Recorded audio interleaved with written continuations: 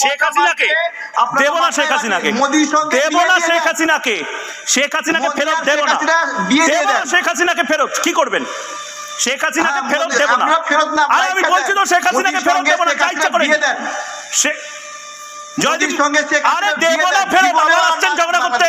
বলছি তো দেব না ফেরত, দেব না শেখ হাসিনাকে ফেরত। জান কি করব আমরা? মোদির সঙ্গে শেখ হাসিনা। আরে আবার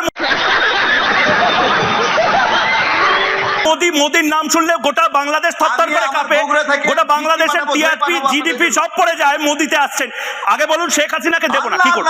জিডিপি আপনাদের আয় কত? মাথা পিছু আয় কত? আমাদের আয় কত? আমাদের দেশের শাহরুখ খান আর গায়ক অরিজিৎ সিং এই মুহূর্তে যে পরিমাণ টাকা কামায়, আর আমাদের বাংলার দেবের সিনেমায় যা আয় হয়, গোটা বাংলাদেশের এই মুহূর্তে সেই আয় হয় না বোধহয়। ছাড়ুন ছাড়ুন, খাদান দেখুন কত? 2700। ত্রিপুরার মাথা পিছু আয় কত? 800। কি বলছেন? ওষুধ দিন, পিসিআর ওষুধ দাও। আপনারা একটা কাজ করেন, ওই ভারতকে লাথি মেরে বাংলাদেশের সঙ্গে যুক্ত হয়ে যান।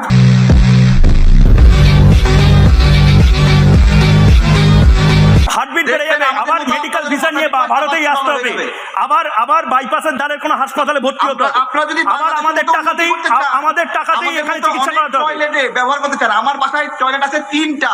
কি 3টা? অফিসে একটা বেশি টয়লেট নাই, আপনি দেখান। कैसा लगा मेरा मजाक? আপনি দেখেন এখনই ভিডিওতে, আমার অফিসে এখানে 2টা আছে টয়লেট। আপনার অফিসে একটা বেশি টয়লেট নাই। আপনার ওই টয়লেটেই থাকুন, ওই টয়লেটেই ঘুমান। মাফ করুন আমাকে, আপনি ওই টয়লেটেই থাকুন। আপনাদের ডেভেলপমেন্টের ইন্ডেক্স হচ্ছে টয়লেট। আপনার দেশে মিছিল আপনি থাকুন ভালো করে, টয়লেটে একটা বালিশ নিয়ে নিন, একটা কোল বালিশ নিন। তারেক ভাই, একটা কোল বালিশ নিয়ে শুন, টয়লেটে শুয়ে থাকুন। ওই টয়লেটে শুয়ে হিজবুত তাহরির আর আনসারুল্লাহ বাংলা নিয়ে স্বপ্ন দেখেন। কি বলবো বলেন? এমন মিছিল বিশ্বের কোথাও আছে? মাঠে ঘাটে হাঁকবো না, গু আর খাবো না,